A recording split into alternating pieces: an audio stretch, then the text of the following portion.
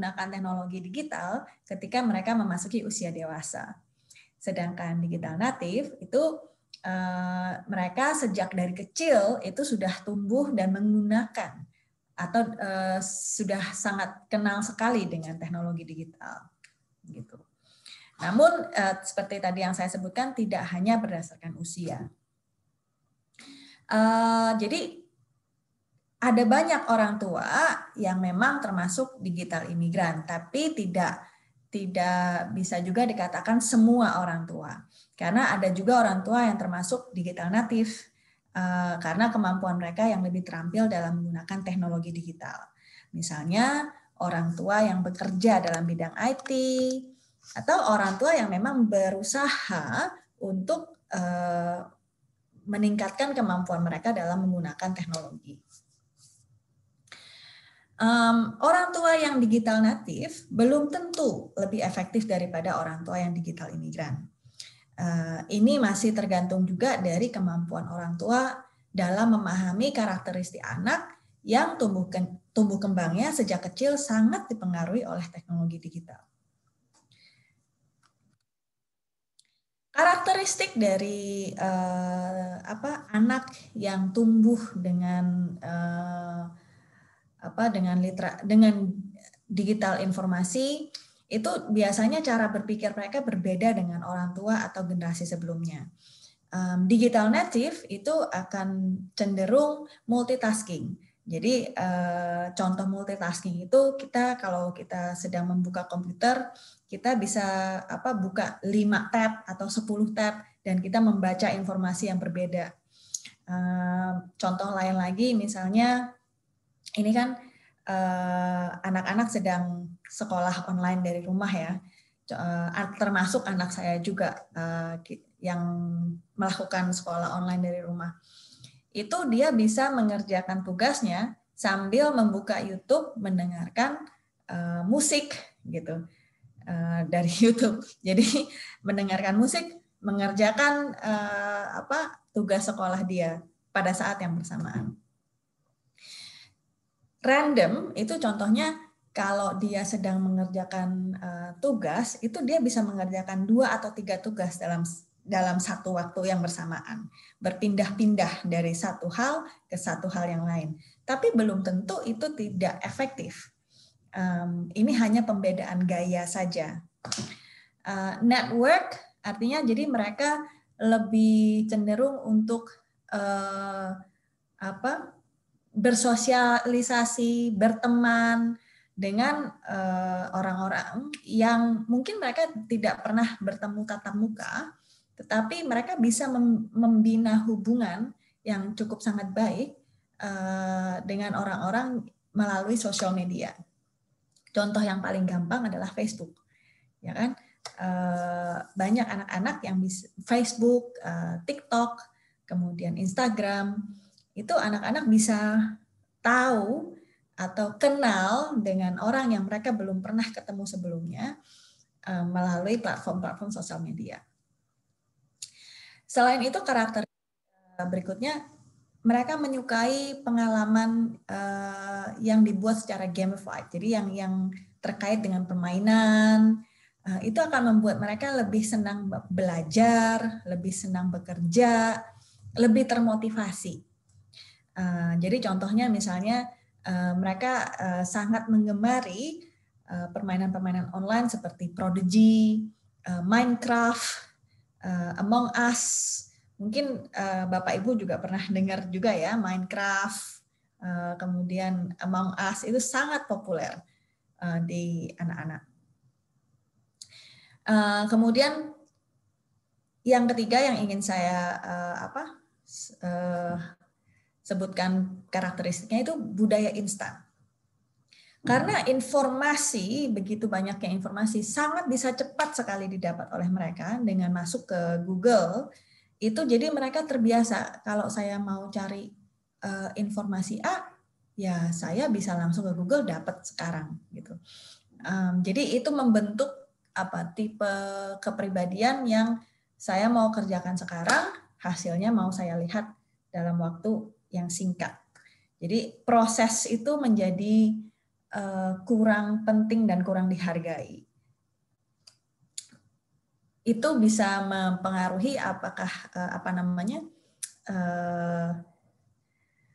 kemampuan mereka dalam membaca suatu informasi. Dan itu sudah bisa kita lihat juga dalam perkembangan media online yang kita sering lihat. Digital native itu lebih suka membaca informasi dalam satu paragraf daripada buku yang tebal. Anak juga jadi lebih suka mendapat reward dengan segera daripada harus menunggu, misalnya sampai akhir tahun. Jadi dalam proses belajar mengajar, misalnya dengan guru, anak lebih suka mendengarkan gurunya kasih, oke, kamu akan dapat stiker kalau kamu melakukan hal ini, daripada menunggu misalnya 1 semester untuk tahu bahwa mereka sudah belajar dengan baik. Nah, karakteristik ini penting untuk kita pahami agar kita bisa menyelami karakteristik anak. Ini salah satu gambar yang mewakili perbedaan antara digital immigrant dan digital native tadi. Si ayah bertanya, biasanya kan kita bertanya, gimana sekolah hari ini? Kamu ngapain aja? Gitu. Kemudian anaknya jawab, ya, Bapak bisa baca di blog yang saya tulis hari ini. Baca aja. Gitu. Nah, perbedaan karakteristik ini dan kemudian semakin terbiasanya anak dengan teknologi informasi digital, itu tidak berarti semuanya aman dan baik gitu. Jadi ada sisi baiknya, tapi juga ada sisi resikonya gitu. Nah, kita sebagai orang tua, kita harus mengenali resiko ini sehingga kita bisa memberikan arahan yang tepat untuk anak. Beberapa resiko yang saya bisa identifikasi. Yang pertama, keamanan dalam ruang digital. Jadi ada resiko-resiko bahwa informasi pribadi si anak bisa terpapar atau bisa diakses oleh orang-orang yang tidak bertanggung jawab. Kemudian ketika anak juga tidak punya kemampuan literasi digital yang tinggi, mereka tidak menyadari bahwa ada rekam jejak digital. Kita sering mendengarkan kasus kan bahwa misalnya menteri yang ini atau pemimpin yang ini atau orang yang ini misalnya menulis sesuatu di sosial media mereka mengenai pernyataan yang bermasalah, kemudian efeknya mungkin tidak muncul seketika, tetapi 10 tahun kemudian itu bisa muncul kembali. Jadi kita harus mengingatkan kepada si anak apapun yang mereka lakukan di dalam dunia digital, apalagi menaruh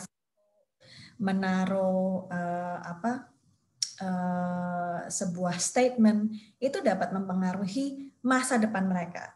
Misalnya, anak tidak paham, khususnya anak remaja ya, melihat, oh saya bisa berpose seperti ini, lucu-lucuan aja deh, nggak serius kok, misalnya doing silly thing. Dan kemudian ditaruh di sosial media, apakah itu Instagram atau TikTok, bikin video yang mengarah mungkin ke pornografi atau mengarah ke rasisme atau mengarah ke intoleransi, kemudian ditaruh di situ. Mungkin efeknya tidak terasa karena mungkin dia hanya punya 10 teman. Tapi suatu saat ketika dia melamar pekerjaan di sebuah perusahaan yang bisa yang akan meng-cross-check sosial media dia dan menemukan hal-hal seperti itu, maka peluang dia untuk mendapatkan pekerjaan akan menurun juga. Jadi kadang anak tidak menyadari resiko-resiko ini. Kemudian ada resiko juga pelecehan seksual. Jadi ada grooming, itu yang sering terjadi ketika mereka terlibat dalam permainan online. Ketika rutin bermain online dengan 1 atau 2 orang tertentu yang kemudian berpura-pura sebagai teman mereka, tapi ternyata mempunyai maksud yang jelek. Bullying, jadi perundungan ya. Jadi ketika anak itu menjadi proses hubungan pertemanan yang menjadi negatif, dan itu kadangkala diperparah ketika anak menggunakan sosial media atau message dan sebagainya, dan membuat anak menjadi terasing dari teman-temannya sendiri.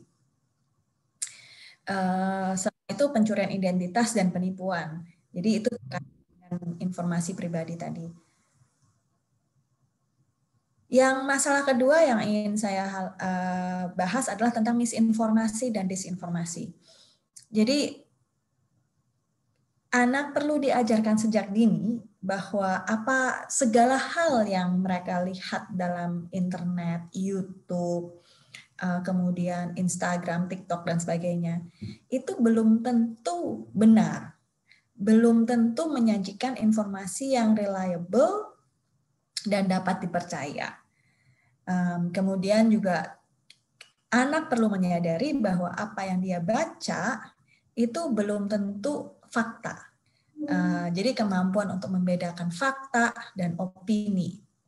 Kita sebagai orang dewasa yang mengalami perubahan teknologi dari teknologi media cetak dan sekarang media digital, kita bisa membedakan betapa banyaknya informasi yang kita dapat dari sosial media, dari WhatsApp terutama, di grup-grup itu kan, informasi yang kita dapat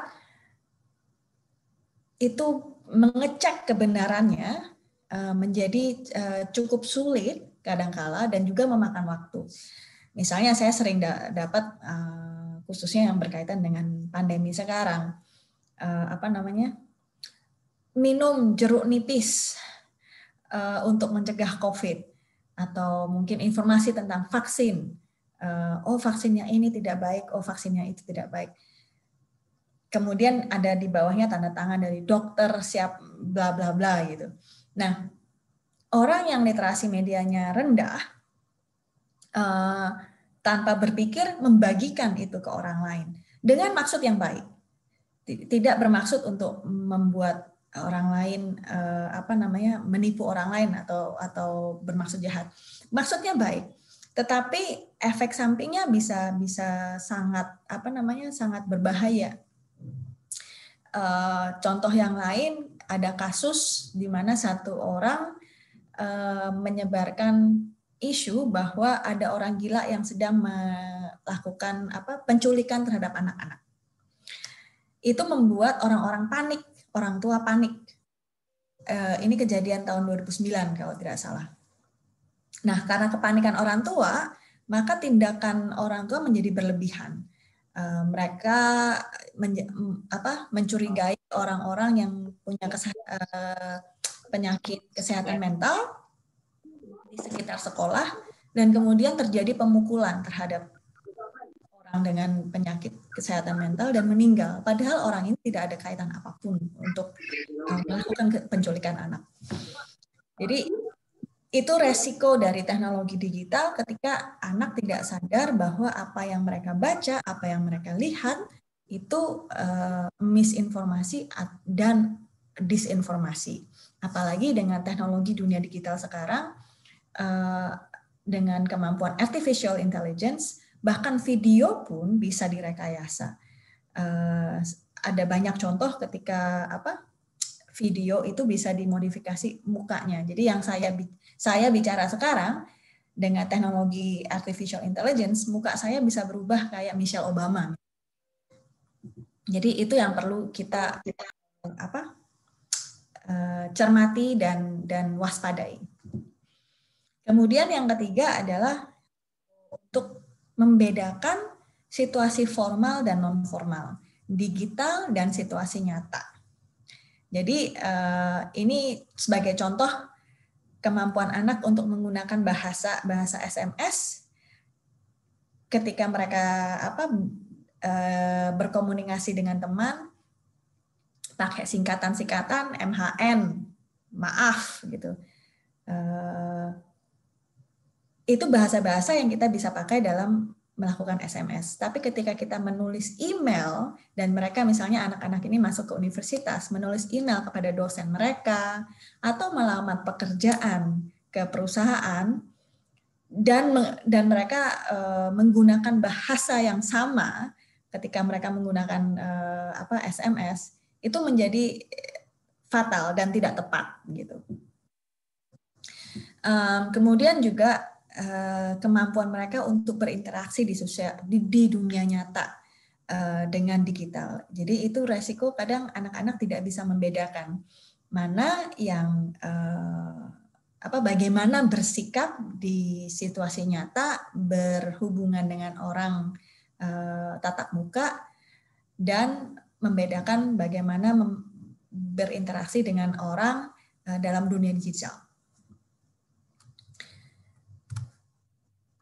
Nah, disinilah peranan orang tua dalam mengenali resiko dan mengelola resiko yang saya sebutkan tadi.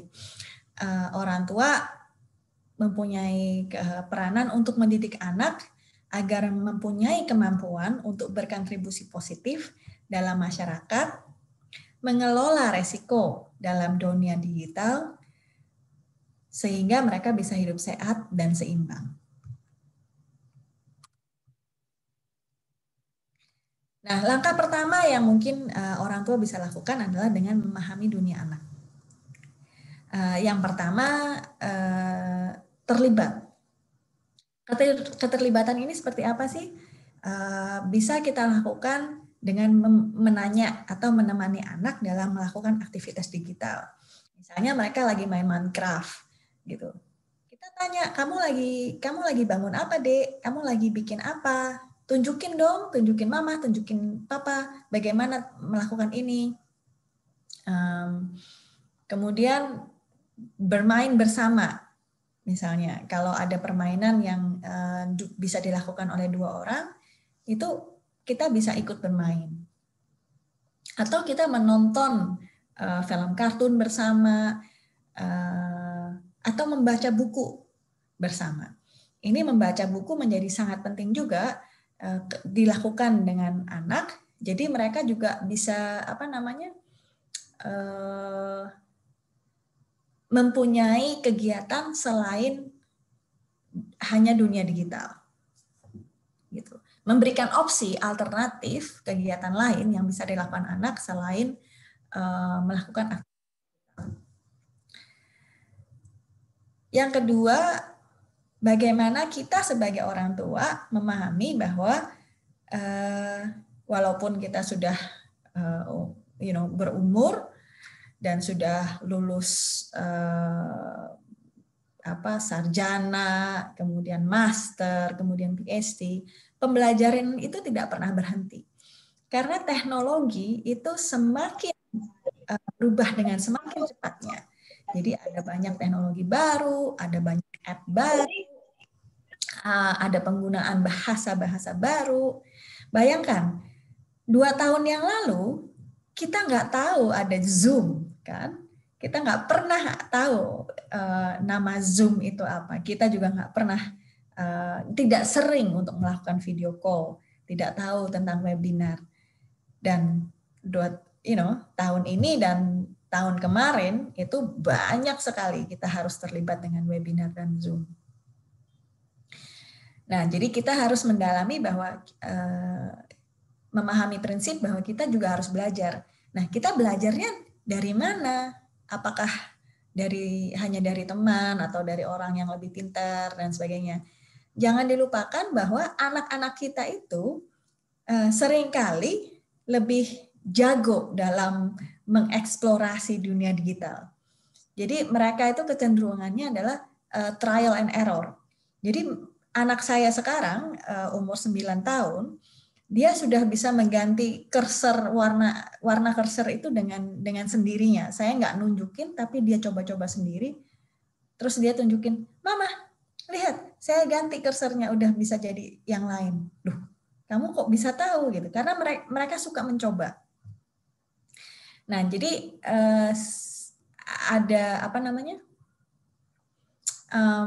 ada keuntungan bahwa kita punya anak yang senang mengeksplorasi dan juga menggunakan hal-hal yang digital ini, maka kita bisa minta bantuan kepada anak.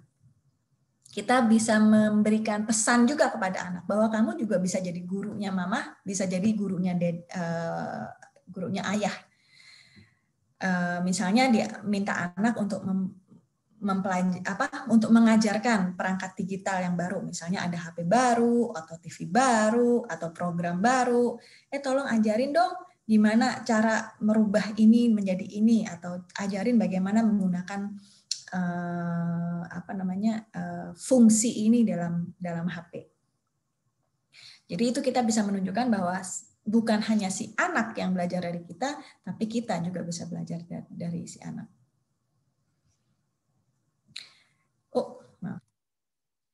Kemudian hindari berpikir negatif dan menghakimi kegiatan digital anak hanya karena kita tidak paham. Jadi ada beberapa orang tua yang melarang anaknya misalnya untuk bermain Minecraft sama sekali hanya karena mendengar dari orang tua yang lain, Minecraft itu sangat sangat candu, adiktif, dan juga sangat violence, banyak kekerasannya, pukul-pukul, bunuh-bunuh gitu. Padahal ada setting-setting Minecraft yang kalau orang tua paham itu bisa dihindari. Misalnya Minecraft kita hanya bermain di creative mode, is not survival mode. Jadi tidak bunuh-bunuhan tapi hanya membangun saja, membangun building, membangun berbagai macam bangunan. Jadi bisa rumah, bisa patung dan berbagai macam. Kemudian mengenali gaya belajar anak.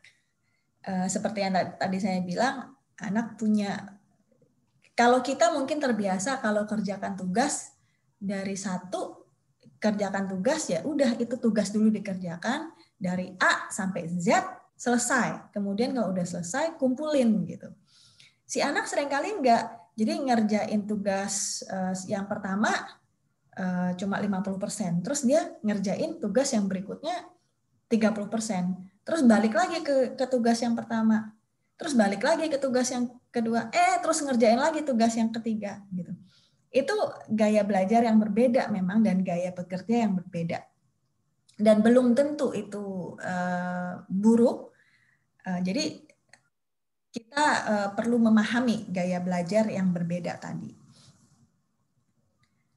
Kemudian paham dan hormat. Jadi mendasarkan hubungan anak dan orang tua dari pemahaman, saling memahami dan juga saling menghormati. Anda sebagai orang tua akan mempunyai pengaruh yang jauh lebih besar jika anak Anda mempercayai kredibilitas Anda, kemampuan Anda sebagai orang tua yang paham dan menghormati kemampuan mereka.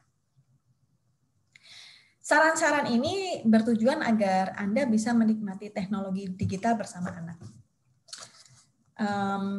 Bisa memahami dunia mereka, menjembatani kesenjangan informasi, dan menghargai kemampuan mereka. Ketertarikan mereka dalam bermain permainan online dan menggunakan internet bukan merupakan hal yang buruk. Justru kemampuan ini sangat penting bagi masa depan mereka. Tidak semua permainan online merupakan hal yang buruk. Namun, ini juga bukan berarti anak bisa bebas melakukan apa saja dalam dunia digital. Hal-hal seperti pornografi, cyberbullying, itu tetap merupakan hal yang buruk. Dan itu tugas kita untuk memberikan batasan kepada anak bahwa ini tidak boleh dan jangan dilakukan. Kenapa? Dan kita jelaskan konsekuensinya. Jadi, intinya peran orang tua dalam dunia digital itu serupa dengan tugas kita sebagai orang tua dalam kehidupan nyata. Kalau kita melihat anak sedang bermain dengan anak yang lain dan kemudian menampar atau berkata hal-hal yang kasar kepada anak yang lain, maka kita sebagai orang tua pasti akan menegur dong, gitu. Nah, hal yang sama itu peran kita dalam dunia digital juga.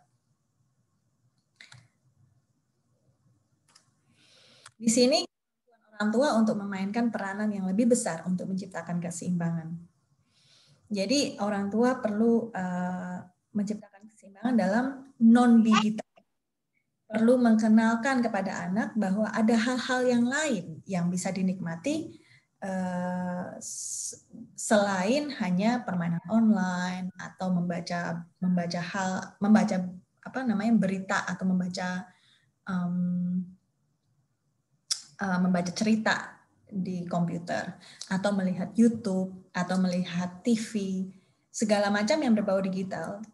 Tidak hanya itu.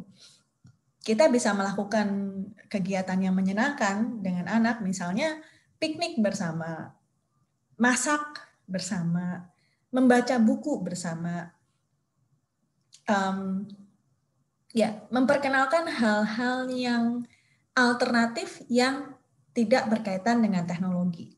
Jadi anak mempunyai keseimbangan itu.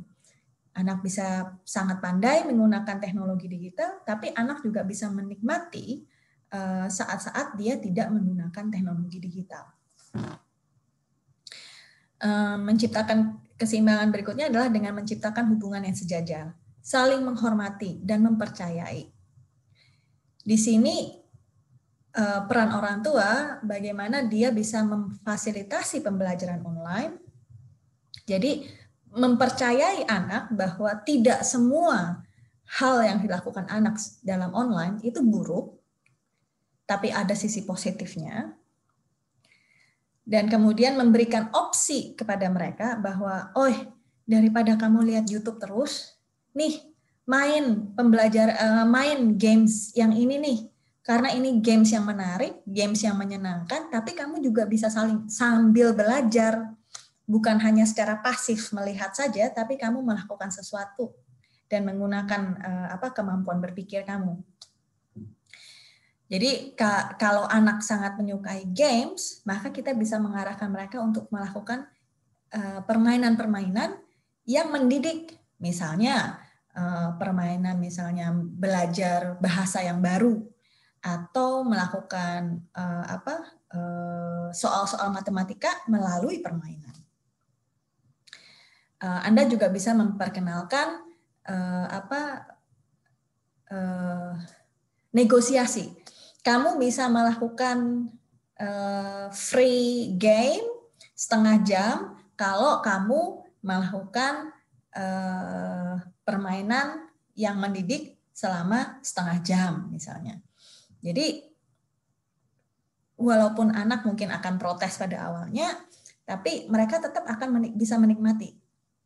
Disinilah kemampuan kita untuk bernegosiasi dan berkompromi dengan anak dan bertemu dengan mereka di mana mereka juga bisa melihat, itu yang diinginkan oleh orang tua saya, tidak hanya bermain game, dan orang tua saya ingin saya juga belajar sesuatu dari bermain game, dan orang tua saya tidak melihat semuanya buruk tentang bermain game gitu. Jadi di situ kita bisa bertemu dan berkomunikasi dalam level yang sama dengan anak. Nah, tentu saja seperti tadi yang saya bilang, negosiasi itu ada batasan-batasan. Jadi ada batasan waktu, ada batasan tipe-tipe permainan game yang kita harapkan, ada batasan-batasan nilai yang kita perlu ajarkan kepada anak bahwa dalam dunia digital pun kamu tetap harus hormat dan berperilaku yang baik terhadap orang lain. Kita harus mengedepankan kemampuan negosiasi daripada melarang, menjelaskan resiko daripada mengomel. Nah, ada berbagai macam app atau teknologi yang orang tua bisa melakukan, yang bisa digunakan. Misalnya kita bisa belajar tentang bagaimana mengontrol settingan Firefox atau Google Chrome atau Internet Explorer di komputer kita. Kita bisa blok situs-situs tertentu yang kita tidak ingin anak kita untuk mengakses. Kemudian juga nanti akan saya sampaikan contoh salah satu website yang memberikan review tentang berbagai macam permainan yang bisa dilakukan oleh anak. Kemudian kita sebagai orang tua juga bisa mengasah literasi media anak sejak kecil.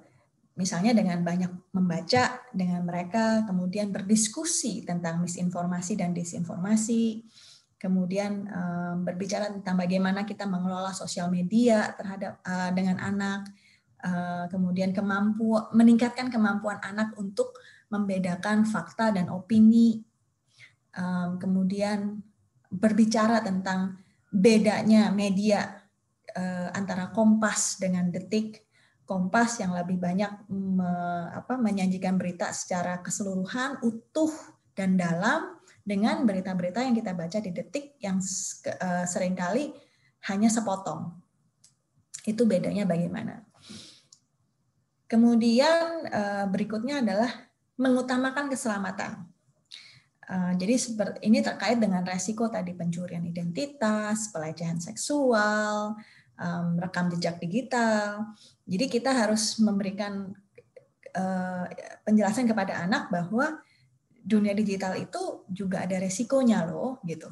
Dan kemudian menjelaskan resiko itu bisa mengandung konsekuensi-konsekuensi yang berat.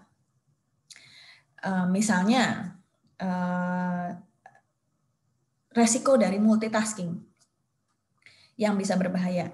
Jadi kita melihat juga perilaku kita sendiri ya, bahwa ada banyak orang yang menyetir dengan texting SMS.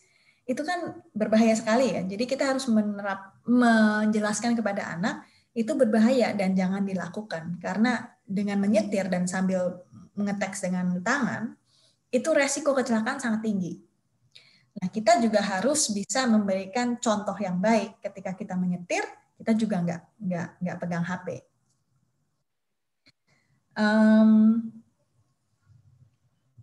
Ya.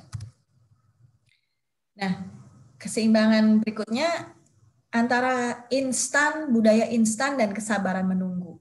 Jadi kita paham bahwa anak menyenangi reward instan. Tapi kita juga ingin mengajarkan kepada anak beberapa hal yang baik itu akan bisa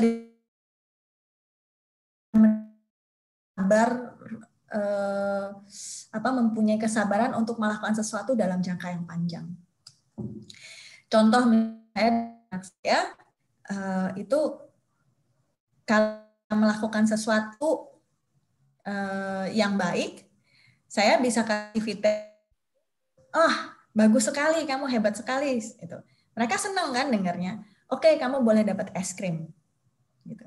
Kamu dapat es krim nanti malam. Itu instan kan? Mereka melakukan sesuatu, hasilnya nyata. Tapi kemudian saya juga mengajarkan hal-hal yang butuh kesabaran. Misalnya anak saya pengen banget untuk dapetin sepeda baru. Saya bilang, oke, kamu bisa dapat sepeda baru kalau kamu berhasil untuk menghafalkan perkalian 1 sampai 5. Dan itu bisa bisa makan waktu sebulan 2 bulan gitu sampai dia bisa menghafal perkalian 1 sampai 5. Jadi ya orang tua harus harus kreatif dalam memberikan reward yang instan dan juga reward yang jangka panjang. Kemudian pembelajaran mikro dan makro. Jadi itu kemampuan orang tua untuk memperkenalkan kita belajar tentang satu hal yang kecil atau melihat pembelajaran secara global, secara lebih besar.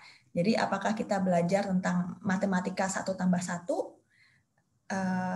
sama dengan 2, tapi kita juga bisa memperlihatkan kepada mereka peran matematika dalam kehidupan kita sehari-hari dan dampaknya dalam kehidupan sehari-hari. Kemudian komunikasi virtual dan tatap muka. Jadi seperti yang saya jelaskan tadi bahwa anak juga perlu bisa membedakan kalau di virtual itu bisa text message, bisa pendek-pendek gitu. Tapi kalau tatap muka kita harus berbicara dengan hormat, dengan menatap orang lain, bagaimana cara mendengarkan yang baik, tidak memotong orang lain ketika orang lain sedang berbicara. Jadi anak bisa belajar kedua hal tersebut. Kemudian menciptakan keseimbangan untuk menikmati, kita bisa nonton video bareng secara online, tapi anak juga bisa diajarkan untuk menikmati hal-hal yang tidak digital, yang non digital. Misalnya menikmati matahari terbenam. Dek, lihat itu matahari terbenam, wah bagus sekali. Warnanya ungu, kekuningan, keemasan gitu. Jadi memberikan contoh dan mengajarkan kepada anak untuk mengapresiasi hal-hal yang non digital dan di dunia nyata. Selain itu bisa juga dengan membaca blogs, itu yang digital, email itu yang digital, kemudian membaca buku dan puisi, itu yang non-digital. Bermain secara online dan offline. Jadi ada banyak sekali permainan sekarang, board games, kartu, kemudian kita bisa bermain sepak bola, permainan-permainan olahraga yang menarik untuk anak. Permainan board games, jadi board games itu kayak monopoli, kemudian apalagi dakon, dan sekarang ini lebih banyak lagi permainan-permainan board games yang sangat menantang. Ada misalnya yang keluarga kami senang melakukan sekarang itu pandemi. Jadi bagaimana menyelesaikan pandemi di berbagai belahan dunia, dan kita bekerja sama sebagai satu tim untuk menemukan obat atau untuk menyelesaikan pandemi di berbagai pembelahan dunia ini. Itu menarik sekali dan kita bisa main 2 jam tanpa menyentuh iPad atau komputer atau HP. Hanya konsentrasi untuk bermain itu. Anak saya umur 7 dan umur 9. Dan sangat menyenangkan. Kemudian surfing internet dan juga surfing the internet. Jadi berselancar di internet tapi juga internet. Internet ini yang saya maksudkan adalah kemampuan anak untuk berefleksi, untuk melihat kepada diri sendiri, kemampuan mereka, apa yang mereka pikirkan, apa yang mereka rasakan. Jadi membuat anak menjadi lebih sadar terhadap diri mereka sendiri dan bagaimana mereka merespon terhadap dunia luar. Nah, ini beberapa contoh bahan online yang saya ingin kenalkan kepada Bapak Ibu yang mungkin bisa berguna dalam mendidik anak-anaknya. Yang pertama itu Common Sense Media. Common Sense Media ini website yang memberikan review atau memberikan gambaran mengenai film, apps atau games gitu kan, yang kita bisa baca review ini dari sisi penulis Common Sense Media dan juga dari sisi anak dan dari sisi orang tua. Jadi misalnya kita kepingin nonton film baru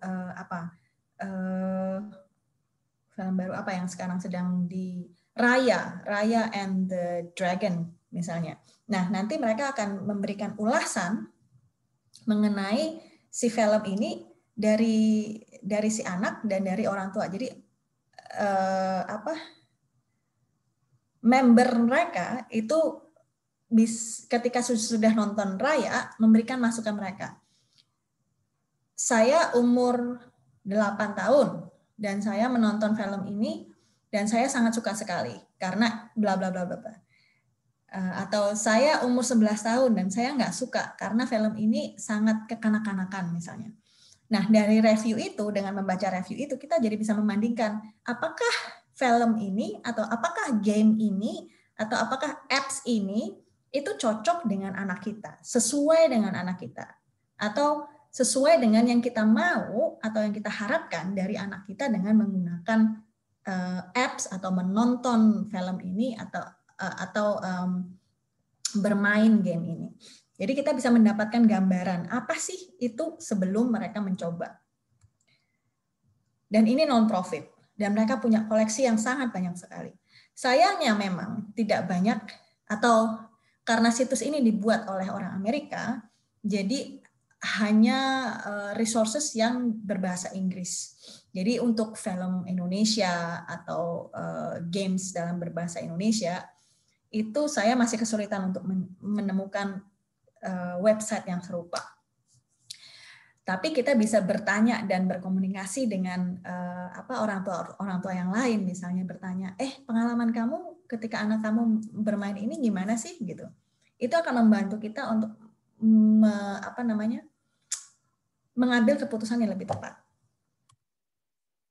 Yang kedua yang ingin saya kenalkan adalah Interland. Jadi ini situs permainan yang dibuat oleh Google untuk mengajarkan kepada anak bagaimana mereka bisa mendapatkan 4 kemampuan. Jadi ada pulau-pulaunya. Setiap pulau itu membahas satu fokus tertentu. 4 pulau ini membahas tentang bagaimana menciptakan password yang baik dan bagaimana kita memperlakukan password kita ketika kita mempunyai akun online.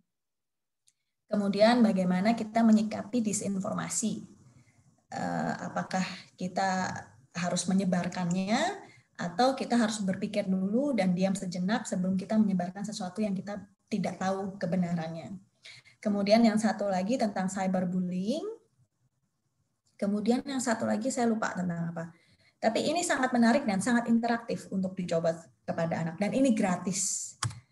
Jadi anak bisa bermain. Misalnya contohnya seperti ini. Kamu mendapat email tentang tentang sesuatu dengan subjek yang sangat kental, yang sangat jelas-jelas sekali bahwa itu adalah scam. Kemudian kamu melakukan apa?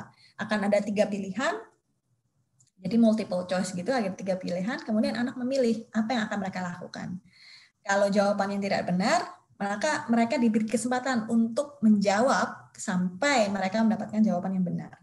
Jadi tidak menghukum, tidak mengurangi poin, tapi tujuannya adalah untuk anak menemukan jawaban yang benar dan belajar dari situ.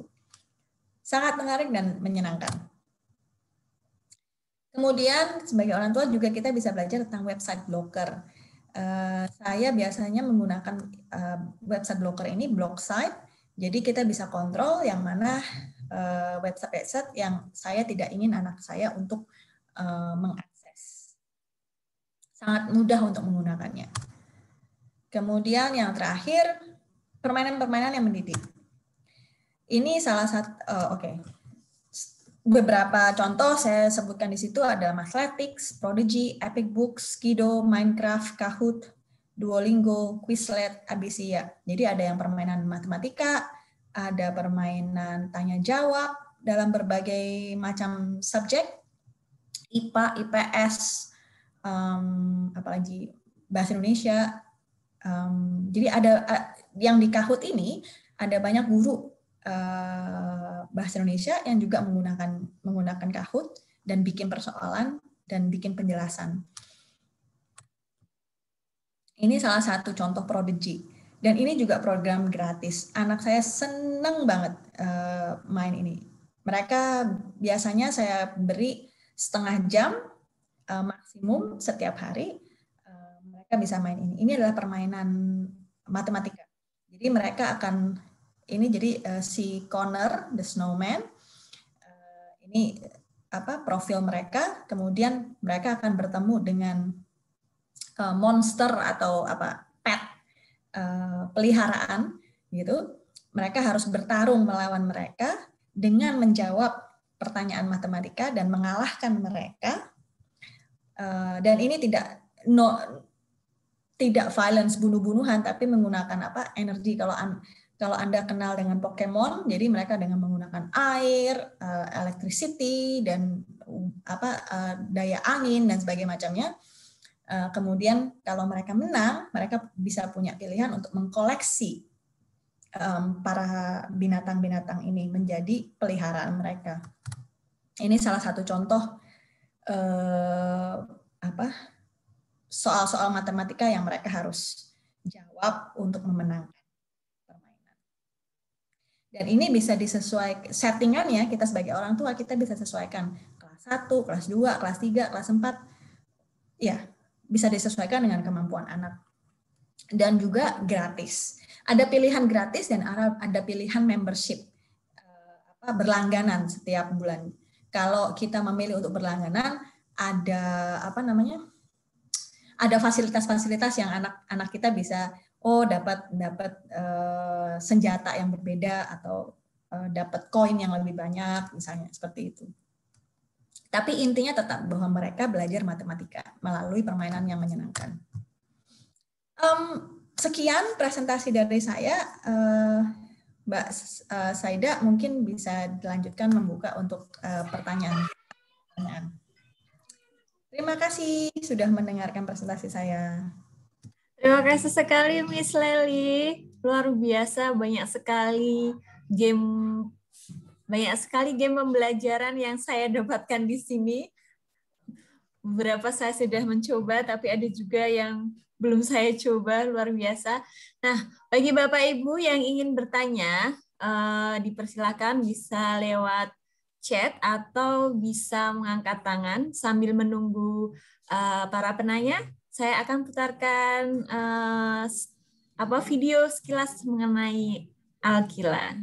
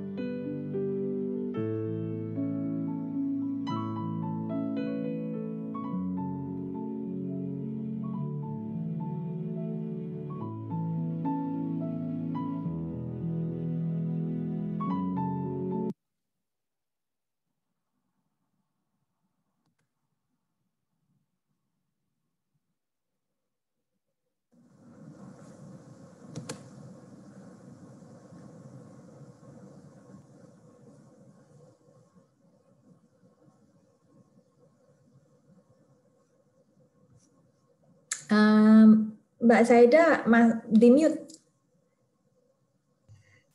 Itu tadi sekilas tentang Yayasan Alkila, Yayasan Sayyidah Maryam Alkila yang kami dirikan.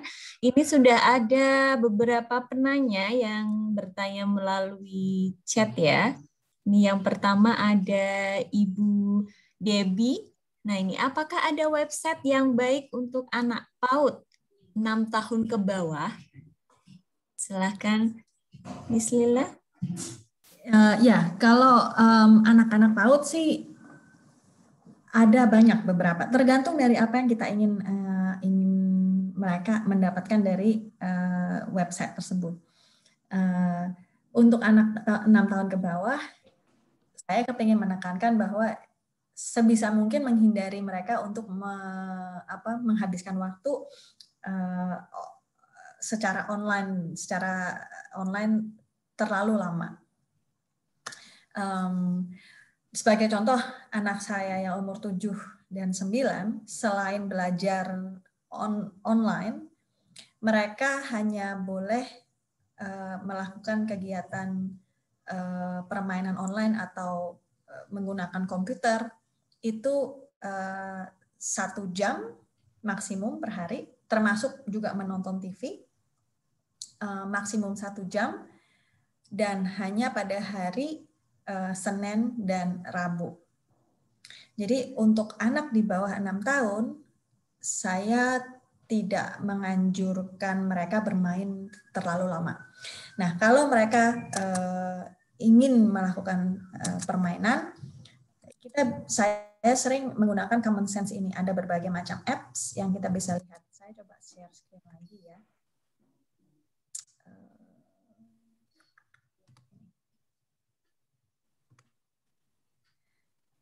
Di sini kalau kita menggunakan common sense media,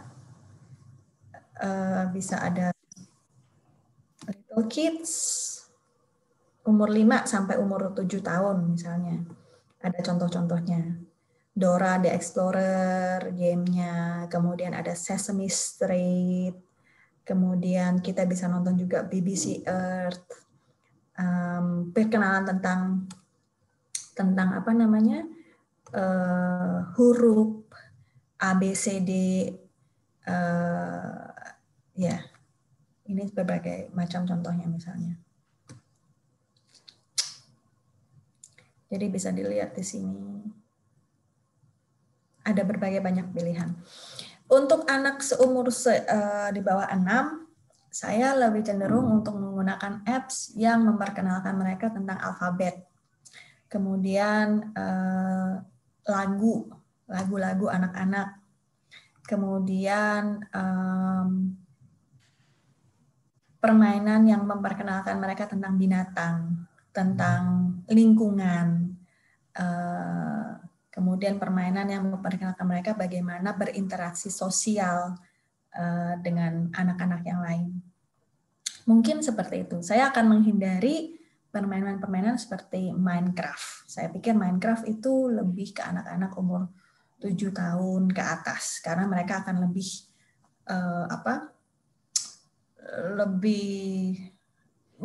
bisa menggunakan fasilitas-fasilitas yang ada di Minecraft. Begitu Ibu Debbie. Ya, bila nanti ingin jawabannya lebih bisa diberi tanda jempol Dewi. Luar biasa. Yang pertanyaan yang kedua ini dari Bu Sari Wulandari. Nah, Mbak Leli, jika membuat kesepakatan dengan anak, bagaimana mengatasi pihak ketiga seperti anggota keluarga lain yang tidak satu suara? Misal, om atau tante atau saudara sepupu yang sebaya, tetapi memiliki prinsip berbeda dalam berdigital. Monggo, Miss Leli. Kalau menghadapi ya, yang paling penting sekarang bapak sama ibu, ayah sama bunda harus sepaham dulu, harus sama sikapnya gitu. Nah, kalau udah sama, itu yang harus kita sampaikan kepada anak, bahwa orang mempunyai pandangan yang berbeda. Jadi termasuk walaupun itu anggota keluarga yang dekat, itu paman, bibi, nenek, kakek, dan juga misalnya pembantu rumah tangga yang sangat dekat dengan si anak dan mengasuh si anak ketika orang tua bekerja.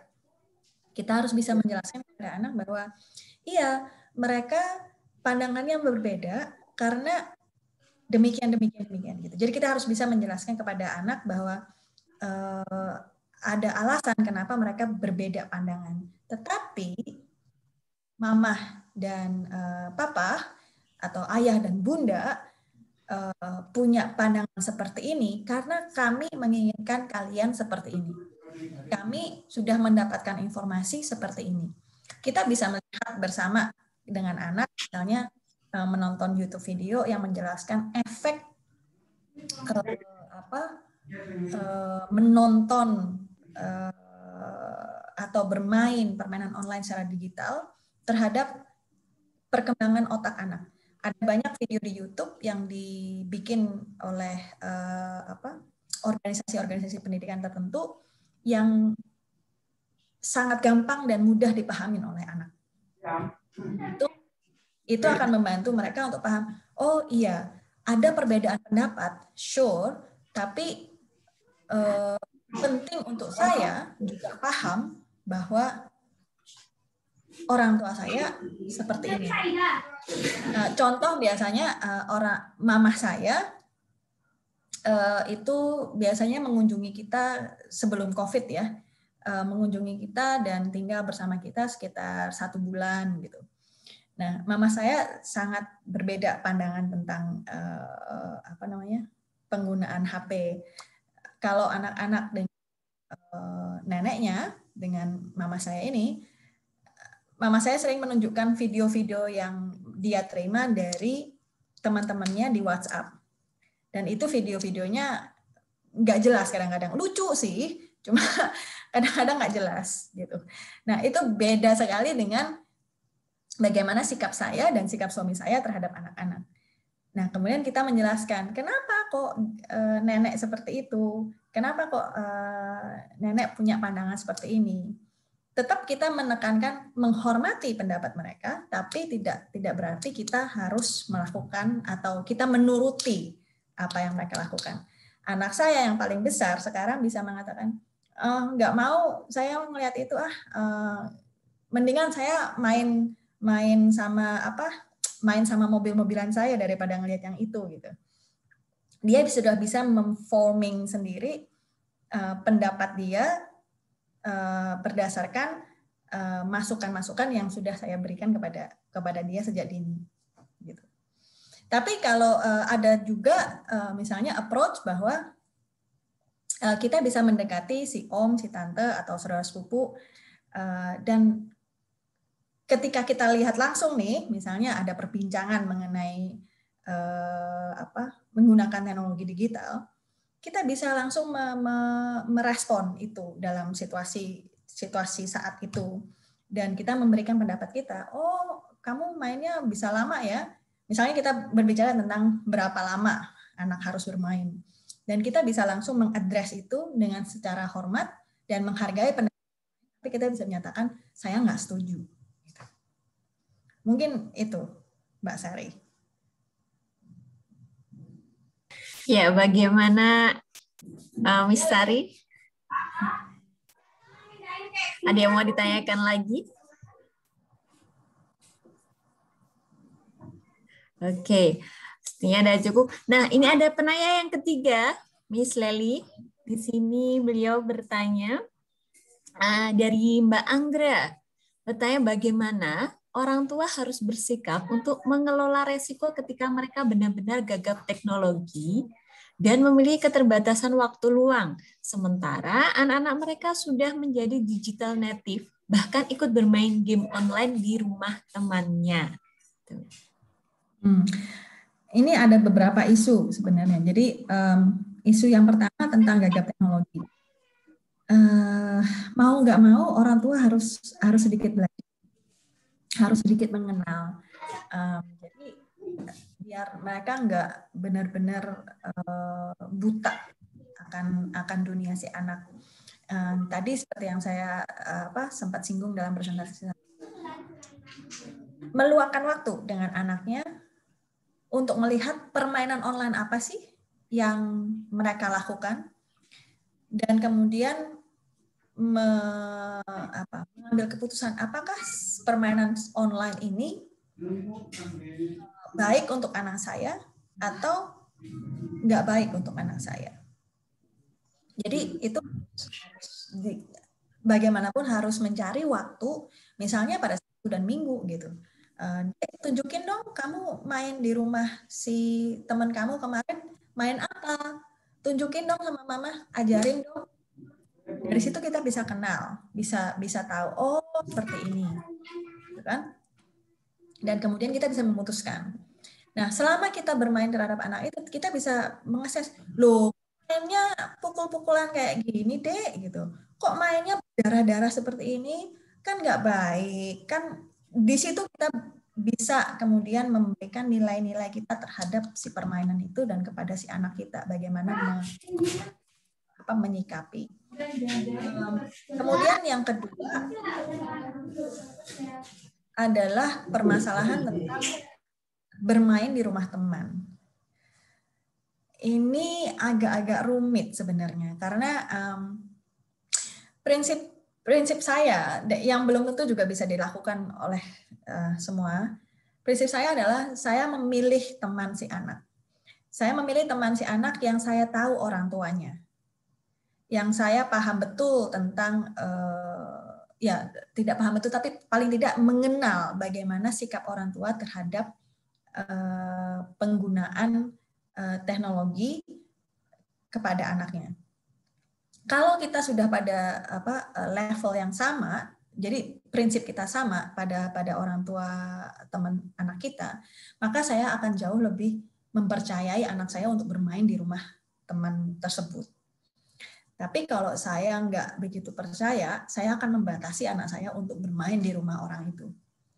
Jadi saya akan lebih mau temannya yang bermain di rumah saya, sehingga saya tahu dan bisa mengawasi apa yang mereka lakukan ketika bermain.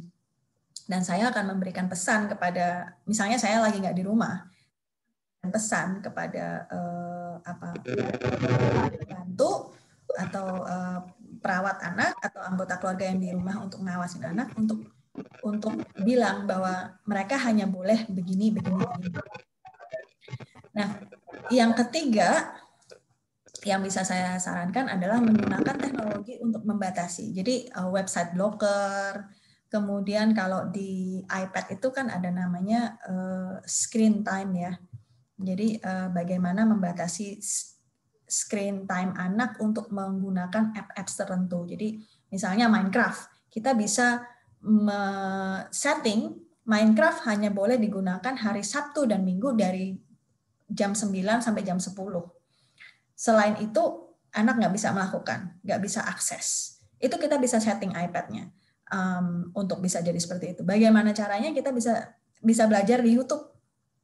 Ada banyak video di YouTube yang bisa kasih tahu bagaimana untuk melakukan seperti itu.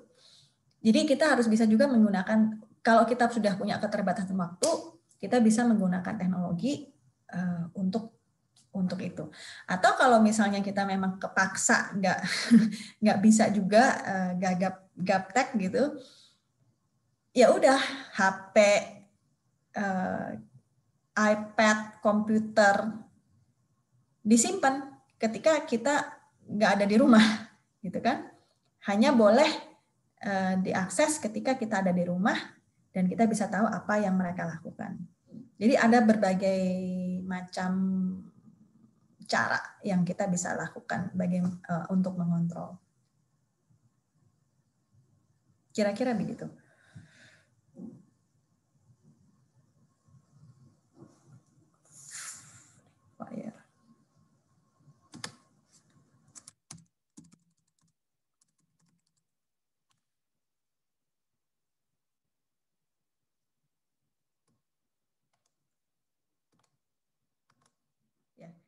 Mbak Saida masih mute.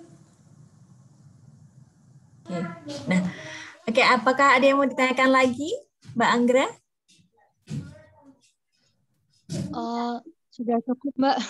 Oke. Memang kira-kira berarti begitu dia solusinya.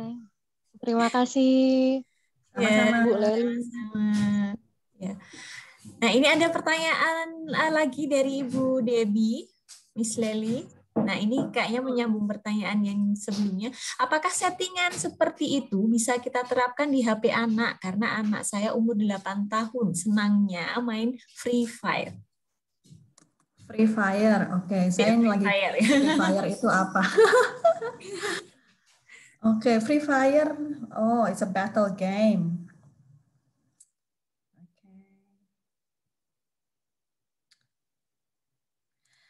Ya, saya nggak tahu settingannya, kalau tergantung dari HP anaknya apa ya. Kalau HP-nya iPhone, Apple seperti itu, saya pikir ada settingannya. Tapi terus terang saya nggak begitu tahu. Yang saya bisa pikirkan adalah kita memberikan alternatif permainan Free Fire. Jadi kita memperkenalkan, jadi jangan langsung dilarang, oke kamu nggak boleh main Free Fire selamanya ya, gitu. Nanti anaknya bisa mencak-mencak gitu. Tapi kita kasih tahu, oke, ini ada permainan baru nih, atau kita ajak anak untuk memilih permainan baru. Jadi kita memperkenalkan anak kemampuan untuk menganalisis dan memilih permainan. Jadi kita bisa bersama-sama ngelihat di Google di Google Play permainannya apa saja, kemudian tanya sama si anak, kamu mau suka yang mana? Nah, kemudian kita tentukan, oh, yang ini. Kemudian kita bisa memberikan masukan, jangan yang ini, Dek, karena yang ini begini-begini. Atau yang ini aja, Dek, coba deh, permainan ini lebih bagus karena begini-begini, kamu bisa belajar ini, dan ini ada mainan, ada binatangnya, ada begini. Nah, itu membuat mereka jadi terlibat dalam mengambil keputusan. Jadi bukan hanya mendengarkan teman mereka, tapi juga mendapatkan masukan dari orang tua. Lambat laun, kita bisa juga mengatakan, oke, kamu boleh main Free Fire kalau kamu sudah melakukan ABCD, gitu ya.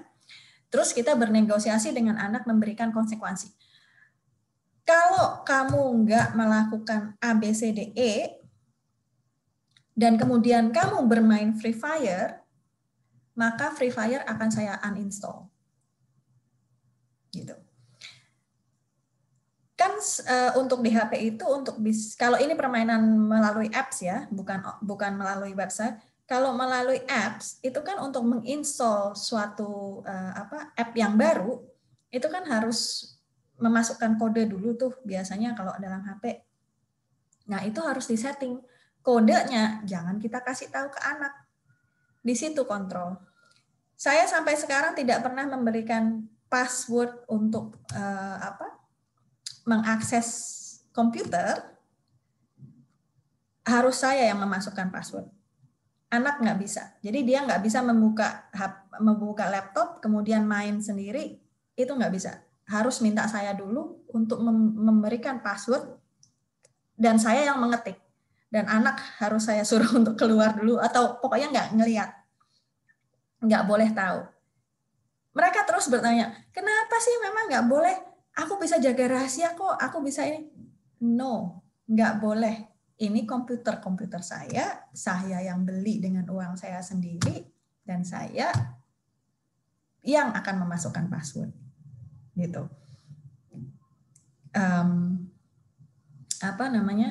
Kalau kamu sudah bisa cari uang sendiri, kamu bisa beli laptop kamu sendiri, terserah deh gitu. Tapi sampai saat itu, sampai kamu bisa beli laptop sendiri, saya yang akan memasukkan passwordnya. Jadi bisa melakukan metode seperti itu. Terus ini kelanjutan pertanyaannya, jika kami bekerja, anak biasanya memakai HP dan laptop untuk tugas sekolah. Jadi kami tidak bisa mengawasi mereka.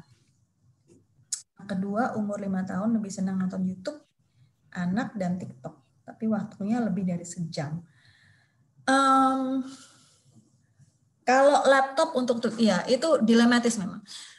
Saya pikir kalau untuk HP, saya yakin ada apps deh yang bisa membatasi. Memang harus mencari dulu apps apa yang bisa diinstal di dalam HP untuk membatasi. Oke, kalau sudah lebih dari 2 jam atau lebih dari 1 jam,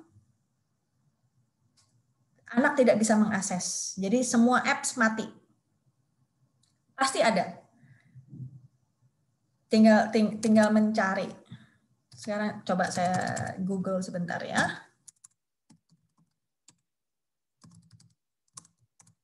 Google Play Store.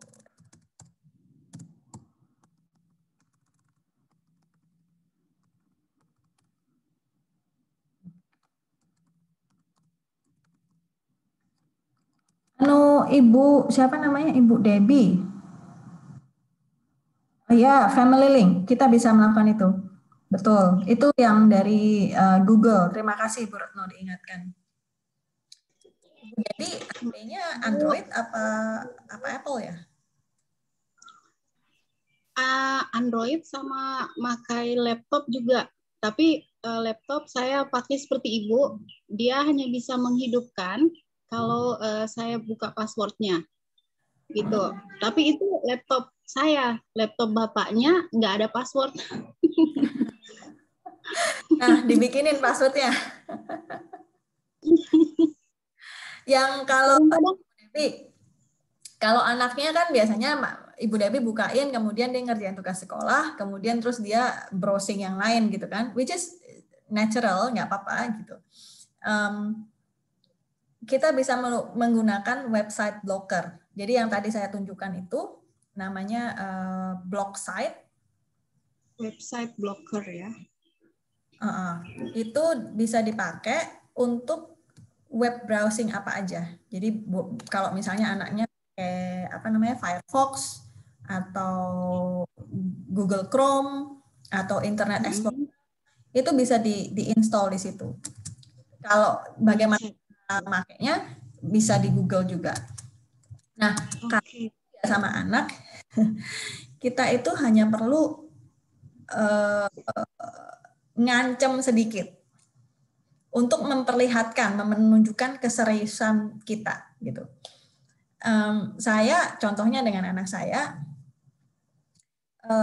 dia itu kadang-kala kalau lagi Zoom sama gurunya gitu, kadang kalau pas lagi bosen, dia sambil Zoom sambil nonton YouTube.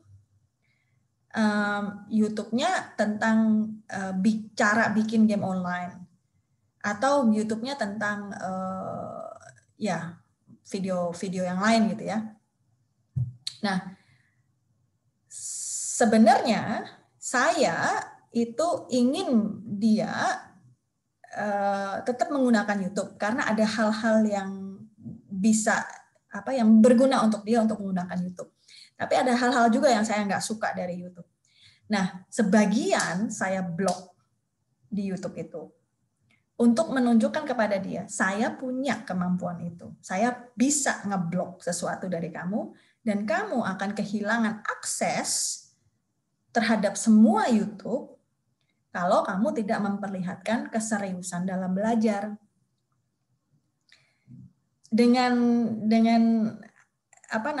menunjukkan sedikit ancaman tadi, anak saya jadi paham, oke, kalau saya tetap mau menggunakan YouTube, saya mesti konsentrasi nih gitu.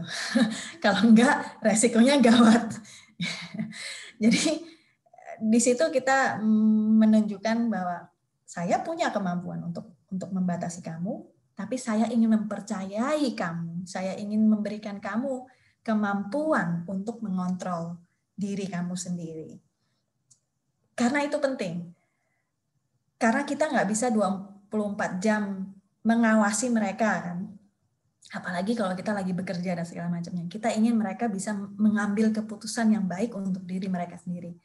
Jadi di situ kita melatih anak untuk juga bertanggung jawab, gitu. Ya, untuk YouTube anak itu sebenarnya tidak cukup bagus karena memang di screen sama YouTube untuk hanya hal-hal yang dilimit kan sama si YouTube untuk hal-hal yang tidak mengandung kekerasan, tidak mengandung hal-hal yang berbau pornografi. Jadi cukup aman. Tetapi permasalahannya adalah berapa lama anak bisa melakukan atau menghabiskan waktu dalam melihat video di YouTube. Dan kalau TikTok kita nggak pakai sih ya, jadi saya kurang begitu tahu sih, terus terang. Mungkin begitu, Ibu Debbie. Terima kasih, Bu. Sama-sama. Ya, diskusi yang sangat mengasihkan sekali, Miss Lely. Nggak terasa sampai waktunya sudah habis. Nah, kita sudah di penghujung acara ini. Jadi luar biasa sekali, banyak sekali media, ternyata banyak sekali media pembelajaran yang bisa kita gunakan, dan banyak sekali hal-hal yang bisa kita manage untuk anak agar tidak menggunakan media elektronik dengan semena-mena gitu ya, Miss Lely. Oke, Bapak Ibu, terima kasih sekali telah hadir di acara webinar Alkila yang ke-6. Nah, nantinya akan ada webinar yang terakhir. Kita akan ada webinar yang terakhir, yaitu belajar bahasa asing sebaiknya sejak kapan, bersama Anandia Sari Andini. Jadi jangan lewatkan webinar yang terakhir dari Yayasan Sayyidah Maryam Alkila. Nah, saya akan tutup acara webinar pada pagi hari ini. Setelah saya tutup, nanti kita akan foto bersama sebagai kenang-kenangan kita bersama Miss Lely yang telah membersamai di pagi yang cerah ini. Saya tutup dengan membaca hamdalah alhamdulillahirabbil alamin. Nah, kami persilakan kepada Bapak, Ibu, Mbak, Mas peserta webinar untuk on-kan video karena kita akan foto bersama. Ya, silahkan bisa on video, kita akan melakukan foto bersama.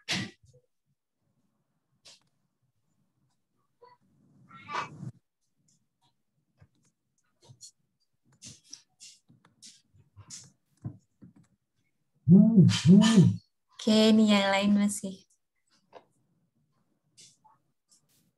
Oke, silahkan. Nah, saya hitung 1 sampai 3, silahkan bisa berekspresi ceria. 1, 2, 3. Nah, sebentar. Lakukan satu lagi. Ya. 1, 2, 3. Oke, terima kasih Bapak Ibu semuanya, Mbak Mas yang sudah hadir di webinar. Terima kasih sekali Miss Lely yang sudah meluangkan waktunya untuk berbagi ilmu. Bila ada salah kata saya mohon maaf. Wassalamualaikum warahmatullahi wabarakatuh. Waalaikumsalam. Waalaikumsalam warahmatullahi wabarakatuh. Terima kasih banyak Miss Lely, sharingnya banyak sekali manfaatnya. Sama-sama, terima kasih. Terima kasih, Miss Lely. Sama-sama, terima kasih juga.